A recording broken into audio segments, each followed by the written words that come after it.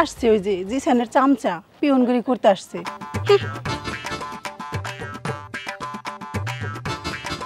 কি ব্যাপার আপনি? আমি আপনার জন্য এখানে দাঁড়ায় আছি। আপনার সাথে আমার কিছু জরুরি কথা আছে। আমার সাথে আপনার কি জরুরি কথা? একটু ওইদিকে চলেন। না না সমস্যা নেই, এখানেই বলেন। এখানেই বলবো? হ্যাঁ বলেন, সমস্যা নেই। ভাইয়া বাসায় নেই, ভাবি রুমে টিভি দেখছে, বলেন। কিভাবে যে নিশ্চিন্তে বলেন, সমস্যা নেই।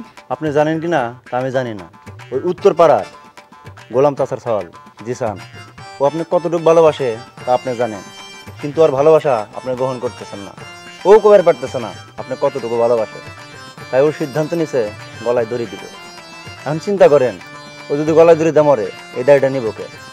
এখন আপনিই পারেন এই মৃত্যুর হাত থেকে ওকে বাঁচাইতে, আর ও আপনার জন্য ওই পুকুর পাড়া অপেক্ষা করতেছে।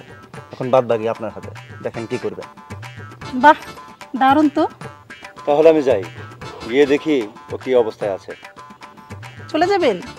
এমন একটা সুখবর দিলেন, বাড়ির ভিতরে চলেন, মিষ্টি মুখ করে যাবেন। এত তাড়াহুড়ো করার কি আছে? কি বলছেন এসব? একটা মানুষ মারা যাচ্ছে আর আপনি আমাকে মিষ্টি মুখ করতে বলছেন? ওর ভালোবাসাটা আপনি বুঝলেন না ভাবি। আচ্ছা চলে যাবেন? আচ্ছা যান, গিয়ে বলবেন আমি অনেক ভালোবাসি নিয়ে আসতেছি। আচ্ছা যান।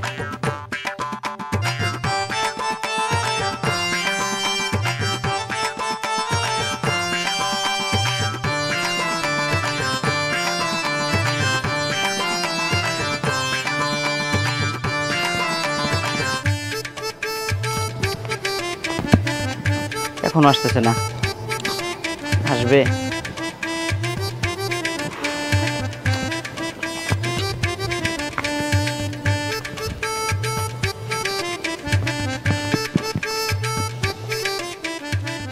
নেন, কাজে লাগবে।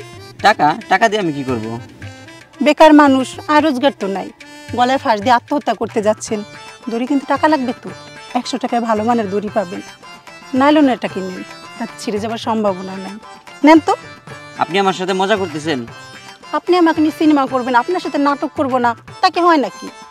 দেখুন, আমি আপনার সাথে মোটেও সিনেমা করছি না, আমি সত্যি আপনাকে।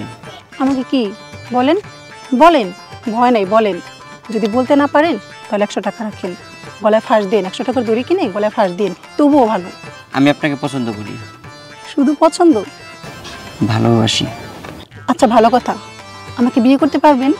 আমাদের বাড়িতে বিয়ের প্রস্তাব পাঠাতে পারবেন? না। না কেন? যাকে ভালোবাসেন তাকে বিয়ে করতে সমস্যা কোথায়?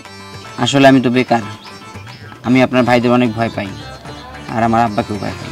আচ্ছা ঠিক আছে, আগে একটা চাকরির ব্যবস্থা করেন, তারপর মন থেকে সব ভয় দূর করে আমাদের বাড়িতে বিয়ের প্রস্তাব পাঠাইন। ততদিন পর্যন্ত আপনি আমার জন্য অপেক্ষা করতে পারবেন? ঠেকা পড়ছে আমার অপেক্ষা করতে। আমার ভাই ভাবি আমাকে যেখানে বিয়ে দেবে আমি সেখানেই বিয়ে করব। আপনি যদি আমার ভাইদেরকে ম্যানেজ করে আপনার আব্বাকে আমাদের বাড়িতে বিয়ের প্রস্তাব পাঠাতে পারেন, তাহলে আমাকে পাওয়ার একটা সম্ভাবনা আপনার আছে। নেন, টাকাটা ধরেন, কাজে লাগবে। নেন, দড়ি কিনতে কাজে লাগবে।